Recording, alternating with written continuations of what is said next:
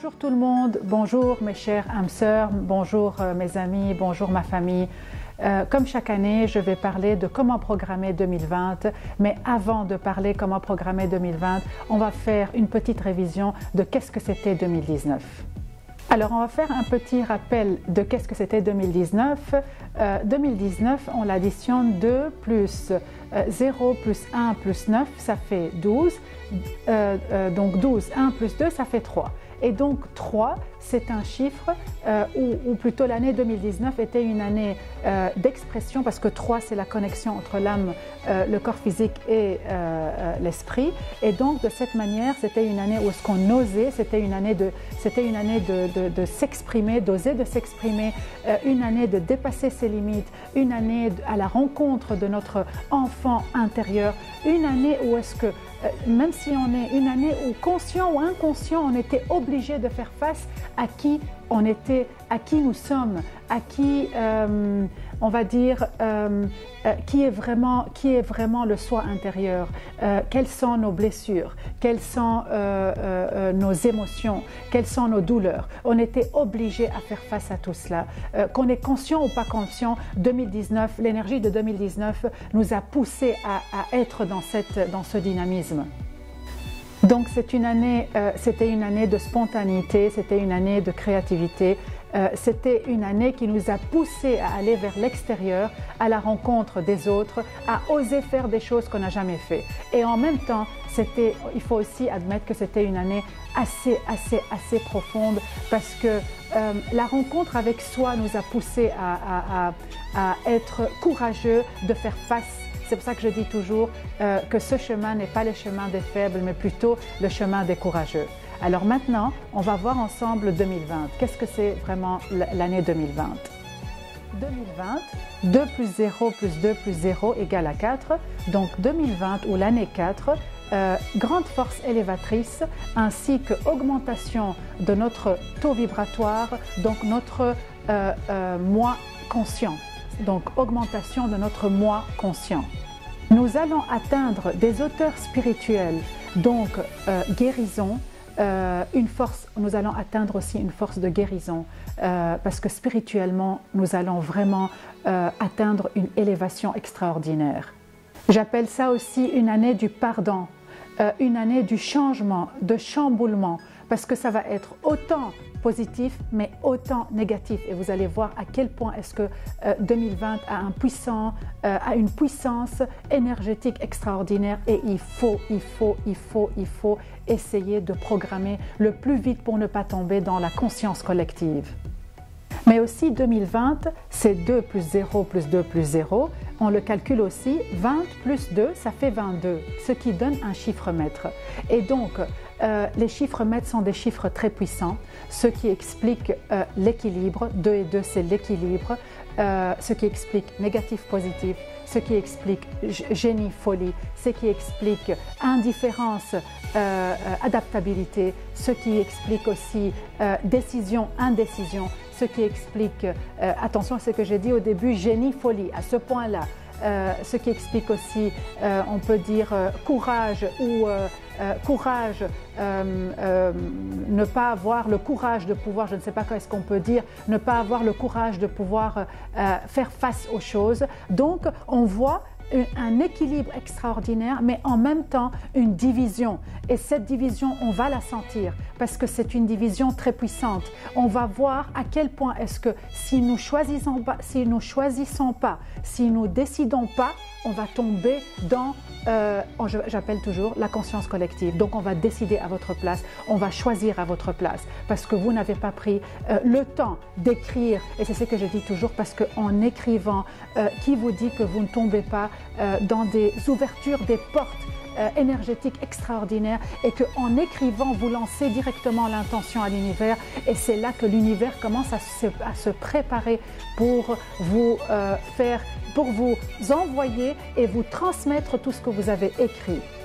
Maintenant, comment passer à l'action? Comment programmer 2020? 1. Mettez vos intentions. C'est quelque chose de tellement important que vous devez absolument le faire. 1. Mettez vos intentions. 2. Qu'est-ce que c'est l'intention? L'intention, pour que vous compreniez, c'est faire le vœu d'aller vers quelque chose de plus grand. Donc, mettre les intentions est déjà quelque chose de très puissant parce qu'en mettant vos intentions, et attention, mettre les intentions peut être quelque chose de très simple. Quand je vais aller dîner avec une copine, je vais mettre une intention de rigoler, de s'amuser, de passer une soirée extraordinaire. Comme ça, je ne tombe pas dans le piège de ces intentions dans le sens où est-ce qu'on va passer la soirée, où est-ce qu'elle va m'expliquer tous ses problèmes et donc finalement, j'ai passé une soirée où est-ce que j'ai ramassé énergétiquement tout ce que je n'ai pas le droit on va dire, à assimiler et parce que comment est-ce qu'on programme, c'est avec notre corps émotionnel et donc dès qu'elle me raconte une histoire, je vais tomber dans le piège du corps émotionnel, je vais avoir des émotions et hop, je vais programmer ce qu'elle m'a dit comme douleur et automatiquement j'aurai exactement ce qui s'est passé avec elle. Donc je mets mon intention pour me protéger complètement des autres. Ça c'est le premier point à faire. Je vais partager avec vous personnellement qu'est-ce que j'ai décidé et qu'est-ce que j'ai choisi de mettre comme intention pour 2020. 1. De vivre dans l'abondance de tous les dossiers de ma vie. 2. D'exceller en 2020. Et 3. D'être moi-même à 100%. J'ai décidé d'être moi-même à 100% et de ne plus avoir de ne plus avoir la honte parce que je peux faire ceci ou je peux faire cela. Je me trompe ici ou je me trompe cela.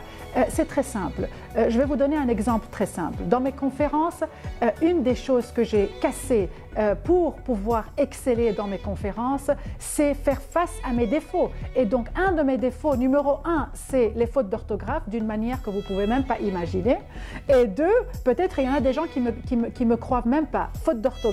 Et 2, mon arabe était très faible à tel point que je devais écrire les détails dans mon PowerPoint pour que je puisse lire et pouvoir en fait suivre les points que je mets sur mon PowerPoint.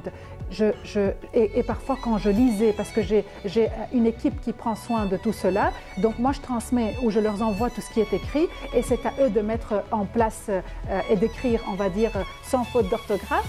Et donc quand j'envoie, quand parfois c'est écrit quelque chose que je n'ai pas compris, je vais demander à la personne en face de tout le monde, qu'est-ce que tu as écrit ici? Ça, c'est une manière d'exceller. C'est parce que je fais face à mes points faibles avec beaucoup de courage et sans aucune honte. Et ça, c'est très, très important. Donc, le point 1, on a dit l'intention, ce qui est très, très important. Le point 2, comment découvrir nos valeurs? C'est un point de très important. Je suis désolée de vous dire que jusqu'à aujourd'hui, on est déjà presque en 2020. S'il y a des gens qui n'ont pas encore découvert leurs valeurs, je ne sais pas pourquoi ils vivent. Donc, je suis vraiment désolée d'être assez hard. Donc, je le dis exprès assez hard parce que je considère que si on ne connaît pas nos valeurs, pourquoi est-ce qu'on vit? Parce je veux dire, à la fin, il y a tellement de personnes qui souffrent, qui ont énormément de douleurs et ils ne savent pas que c'est le résultat des conflits des valeurs entre eux et les gens qui leur entourent. Donc c'est très important de comprendre nos valeurs parce que c'est grâce à nos valeurs que vous allez savoir pourquoi il y a tel projet qui ne réussit pas, pourquoi il y a telle amitié qui ne fonctionne pas, pourquoi il y a telle relation qui va bien, pourquoi il y a telle relation qui ne va pas bien, pourquoi est-ce que vous réussissez ici, pourquoi est-ce que vous ne réussissez pas là. Donc c'est très important. Alors comment faire pour pouvoir en fait découvrir nos valeurs? Avant de pouvoir découvrir nos valeurs, on va définir c'est quoi une valeur. Une valeur, c'est mettre en conscience ce qui vous importe et ce qui est important pour vous. Donc, c'est mettre en conscience ce qui vous importe et ce qui est important pour vous et pas pour autre personne, pour vous. Alors, un petit conseil, ne suivez pas, parce qu'il y en a beaucoup aussi de personnes qui viennent me dire « Nada, j'ai entendu par exemple un certain coach ou un certain maître, avec le respect que j'ai à tout le monde, que par exemple, si tu ne fais pas si par exemple vous n'avez pas une valeur de la famille, si vous n'avez pas comme valeur numéro 1, la valeur de la famille, je donne un exemple, votre vie sera complètement bouleversée, vous allez vivre dans la tristesse. » Alors s'il vous plaît, la première chose, vos valeurs, c'est vos valeurs. Vous Vous ne pouvez pas suivre les valeurs de qui que ce soit. Vous ne pouvez pas suivre les valeurs de qui que ce soit.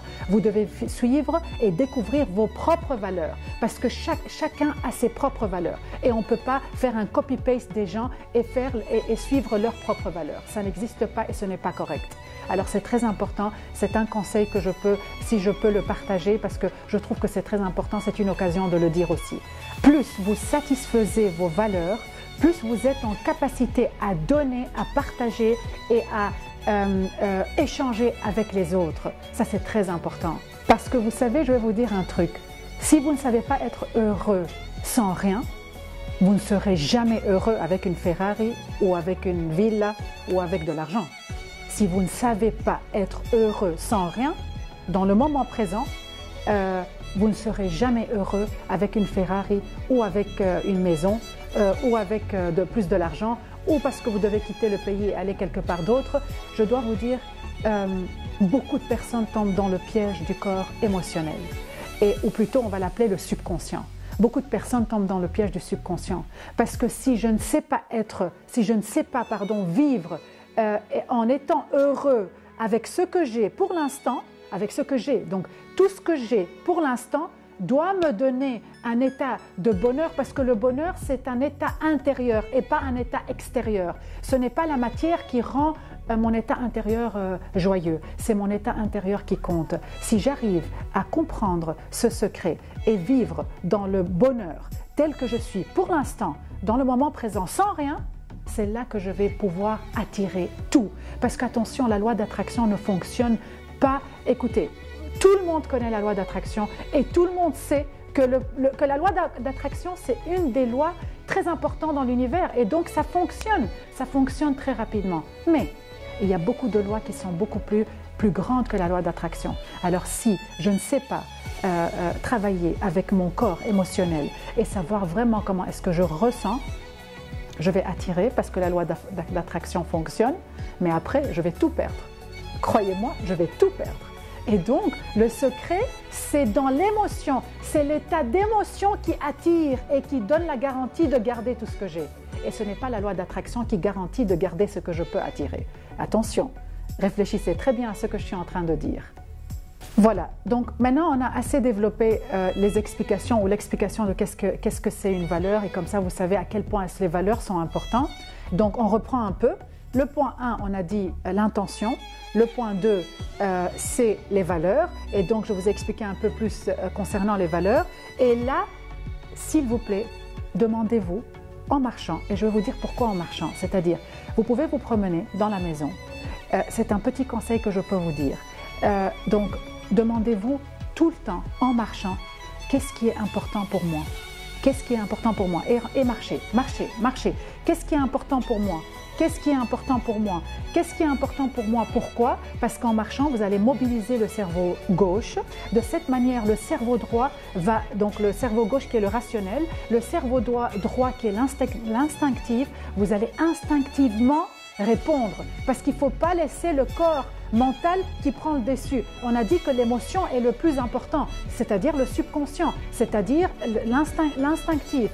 Donc, ce qu'on va faire, c'est que quand vous marchez, vous allez mobiliser le cerveau gauche. De cette manière, vous allez vous poser tout le temps la question, qu'est-ce qui est important pour moi? Qu'est-ce qui est important pour moi? Qu'est-ce qui est important pour moi? La santé. Ah, ok, j'ai fait sortir une valeur, la santé. Qu'est-ce qui est important pour moi? La famille. Ah, ok, la famille. Qu'est-ce qui est important pour moi? La justice. Ok, tu écris la justice. Qu'est-ce qui est important pour moi? Le respect. Tu écris le respect. Qu'est-ce qui est important pour moi? Qu'est-ce qui est important? Tu te poses la question et tu as ton cahier avec. Tu te promènes, tu as ton cahier avec et tu répètes tout le temps cette question et tu mets, fur et à mesure, tu me fais sortir autant que tu peux de valeurs. Ça va, tu auras peut-être 30. Alors, si tu me fais sortir 30 valeurs, c'est top. Alors, vas-y jusqu'à 30 valeurs, s'il te plaît. Si tu peux 40, tant mieux. Tu y vas jusqu'à 40 valeurs. Alors, le step d'après, donc le point 4, vous avez devant vous maintenant 30 valeurs que vous avez fait sortir en vous promenant, comme j'ai dit, et en vous posant la question, qu'est-ce qui est important pour moi? Qu'est-ce qui est important pour moi? Qu'est-ce qui est important pour moi? Et là, le point 4, vous aurez en face de vous 30 valeurs, vous allez me choisir 10 valeurs le plus important pour vous. C'est-à-dire là, vous devez vous poser dans les 30 valeurs, qu'est-ce qui est vraiment le plus important pour moi? Et vous allez sortir avec 10 valeurs. vous allez me faire sortir avec 10 valeurs. Alors le point 5, vous allez vous retrouver avec les 10 valeurs les plus importantes et là se trouve l'exercice sur YouTube, comment trouver ces valeurs. Vous allez le trouver dans une autre page, vous allez le trouver dans une autre vidéo que j'ai préparée personnellement parce que je considère que les valeurs, ce n'est pas seulement pour se préparer pour 2020. Évidemment, je choisis 2020 ou je choisis plutôt maintenant parce que les portes énergétiques sont très puissantes et donc avec la conscience ou avec, on va dire avec la quantité de personnes, avec cette puissance de connexion, de quantité de personnes, nous pouvons lancer de plus en plus nos valeurs ou nos objectifs avec plus de pouvoir, mais vous pouvez en fait avoir et apprendre ces valeurs pour toute l'année. Donc j'ai décidé que le point 5, quand vous aurez les 10 valeurs en face de vous, qu'est-ce que vous devez faire exactement avec ces 10 valeurs? Vous allez le trouver sur ma page YouTube, Nada Rachid, comment découvrir ces valeurs avec Nada Rachid. Donc vous le cherchez et là vous allez avoir la suite ou plutôt une vidéo complète sur comment découvrir ces valeurs. Ça c'est concernant le point 5. On va continuer parce qu'une fois que vous allez aller dans la page YouTube pour découvrir vos valeurs et faire l'exercice que je demande sur cette vidéo, on revient ici au point 6 et là vous devez faire, alors le point 6, vous avez terminé la vidéo qui est sur ma page YouTube, comment découvrir vos valeurs. Vous allez vous retrouver au point 6 avec peut-être 5, peut-être 6, peut-être 7 valeurs très importantes pour vous. Alors là, d'après mon expérience, et je remercie les personnes qui, grâce à eux, j'ai acquis ces expériences-là extraordinaires, j'ai découvert que très rare que des personnes peuvent réaliser plus que 3 valeurs par an. Alors, peut-être fur et à mesure, pendant l'année, vous aurez déjà réalisé on va dire vos 3 premières valeurs et puis vous pouvez relancer des objectifs avec les autres valeurs. Mais on va se focaliser sur les 3 premiers, d'après votre liste que vous allez faire dans la page YouTube, comment découvrir vos valeurs. Et donc, vous allez vous retrouver avec comme je vous ai dit, avec plusieurs valeurs. Vous me prenez les premiers 3. Et là, les premiers 3, chaque valeur. Imaginez que vous avez eu la santé numéro 1, l'amour numéro 2 et on va dire la richesse numéro 3. Eh bien, sous la santé, vous allez me mettre tous vos objectifs. Et donc, vous allez m'écrire je décide, vous commencez la phrase avec je décide parce que c'est quelque chose de très puissant que vous décidez. Je décide de faire 2 fois par semaine du sport. Soyez logique et soyez correct avec vous-même. Ne commencez pas à mettre à cause de votre enthousiasme plein de choses que vous n'allez pas respecter après parce que ça va tout tomber dans l'eau. C'est ça pourquoi j'ai dit 3 valeurs pour ne pas compliquer la chose et vous allez voir à quel point vous allez respecter vos valeurs. Donc 1, je décide de faire du sport 2 fois par semaine sous la valeur santé. Je décide de manger sainement. Alors c'est quoi sainement pour vous? Parce qu'en fait c'est très important d'être très clair avec l'univers. C'est quoi sain pour vous? Boire de l'eau chaude tous les matins, arrêter les produits laitiers, boire plutôt du lait végétal. C'est à vous de voir qu'est-ce que c'est parce que c'est pas mon métier. Moi énergétiquement j'essaye je sais très bien qu'est-ce que énergétiquement on peut manger et pas manger, mais il y a des spécialistes. Vous pouvez voir peut-être des gens qui sont spécialistes dans tout ce qui est nourriture. Qu'est-ce qui est vraiment bien pour vous, des naturopathes, des personnes qui peuvent vous aider. Donc 2, qu'est-ce qui est vraiment dans la santé important pour vous dans la nourriture. 3, dans les valeurs de la santé, peut-être me promener 1 fois par semaine, aller se promener dehors avec les pieds nus pour pouvoir se connecter à la terre-mère. Tout ça, c'est lié à la santé. Ne plus faire des choses qui rendent mes émotions très négatives. C'est à vous de mettre des valeurs, sous les valeurs, de mettre des phrases qui sont très importantes pour vous ou les objectifs que vous voulez sous la valeur en question. Et donc, une fois que vous allez finir, vous allez vous retrouver avec 3 valeurs principales et des objectifs liés à chaque valeur. Et finalement, le point 7, évidemment, quand vous allez vous retrouver avec 3 valeurs, sous chaque valeur, il y a les intentions que vous allez mettre, comme j'ai donné un exemple. Donc sur la santé, vous allez faire la même chose sur on va dire sur l'amour, vous allez faire la même chose sur la richesse ou sur l'équilibre ou sur peu importe quelles sont les valeurs que vous allez vous retrouver avec, qui va vous aider dans la vidéo que vous allez trouver comment découvrir vos valeurs.